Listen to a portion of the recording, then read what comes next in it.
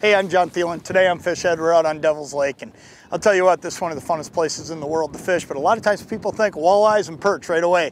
Well, let me tell you something. There's some great pike fishing, and that's what we're going to do today. Stay right where you're at. This is going to be a good one.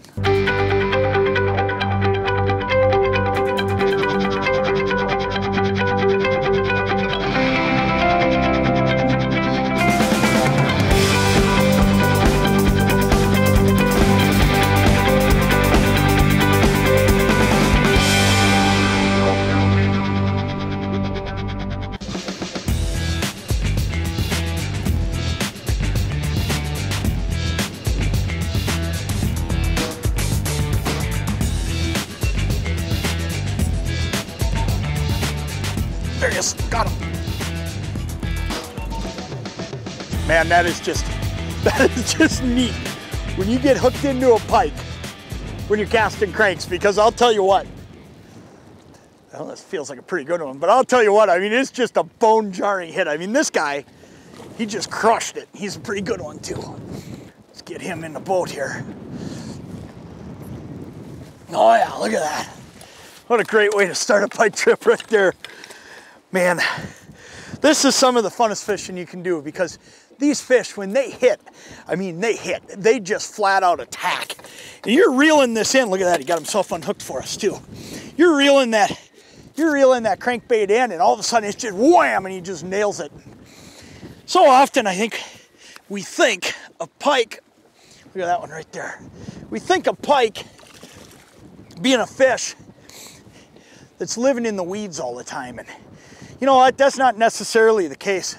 A lot of times these fish are living on structure like what we're in right now. They're living right up in rocks, and they're there because there's minnows there. And early in the year, these fish don't need to rush out to that deep water. See, pike need deep water later in the year because they're a fish that really needs cool water. But right now at this time of the year, when you're in the low 60s, and I mean low 60s, high 50s, low 60s, a pike can live anywhere on a body of water. And you take a prairie lake like Devil's Lake out here, or any of these western reservoirs, one of the things you find is a lot of times these fish are living right up in those rocks, and they'll hang out there as long as there's bait there and as long as there's cool water. And it just makes for one of these situations where it is so fun to fish because they're predictable and they hit so hard in this shallow water. I mean, they just crush it.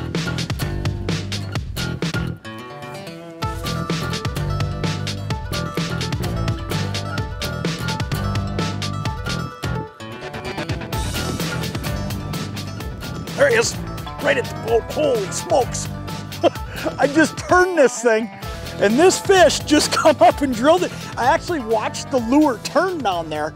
He must have followed me out from that shallow water. I don't think he's a giant, but you know what? It was so cool the way he hit. Oh, he ain't a bad pike at all, though. It was so cool the way he hit, though, because I got right back here and I just spun that lure and brought it back toward me, and he came up and nailed it. Look at that. Man, I think part of it, look at that, he got himself unhooked for me too. That's a great fish.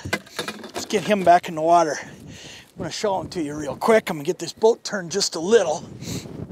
The neat thing about this gloves, I can just pick a fish up like that. That's a great pike anywhere. We'll get him back in the water. Here's one of the things about what we're doing today. Here he goes, you can hear him just splash and turn there. But what's really neat about what we're doing here is by casting cranks, I'm covering so much ground. I mean, I'm fishing fast. I'm able to work my way all the way up this structure, and I'm casting, and I'm working through there quick. And the other thing that does is it catches the aggressive fish. The most aggressive fish are gonna bite. And there's one other thing that I think makes a huge difference. That fish, I believe he followed me all the way out. I could not put the boat up in here where I'm casting. Where I'm casting in here, it's only about 2 feet of water. There's no way I could get up in there and work a lot of other presentations, but I can cast a crankbait and burn it right over the top of those rocks. And if I can do that, I'm getting into where they're at. Now, he might not hit it in there, but he'll follow it out of there because that's a meal for him. I mean, he sees it, it's running for its life already, and he chased it down. Let me show you the crankbait I'm using today, because this isn't just a walleye crank. This is a great pike crank too. This right here is the Wally Demon. Now I'm using the larger size 3. The reason I'm using that larger size is in there where I'm casting, it's shallow, but then it breaks down really, really fast into deeper water. So I want to be able to burn it and get it to go down. Here's the other thing about this, rattles. One of the things that I look at when I'm casting a crank is I really like rattles because I know I've got a shorter distance to grab their attention. It's not like I'm trolling all the way down this line. I'm actually casting up in there. So I want to get their attention, turn them, and get them to chase it. And this thing's just got the perfect wobble for walleyes or pike like we're chasing today. It's got a wide wobble. It's making all kinds of racket down there, and it's got great colors and great flash. I'll tell you what, this is a great lure no matter what kind of fish it is that you're fishing. These pike just love it.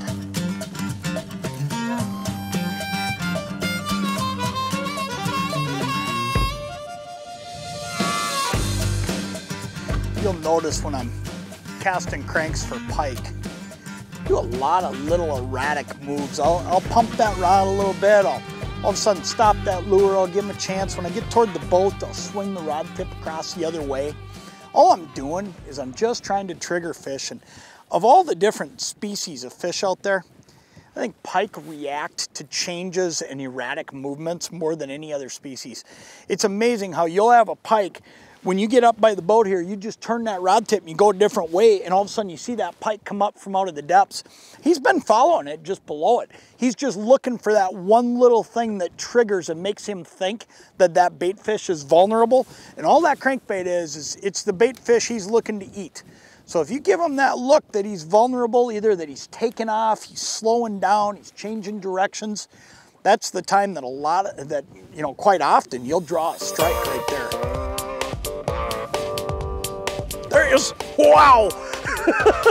I burnt that thing right here at the boat, and I stopped the lure, and he just come railing up and nailed it. That is so cool. I think that's one of the coolest things about pike, you know.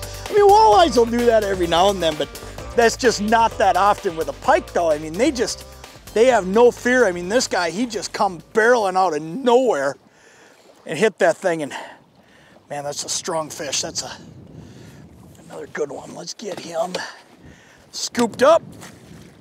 Look at that. What a great way to wrap up a day. This is some of the funnest fishing you can do.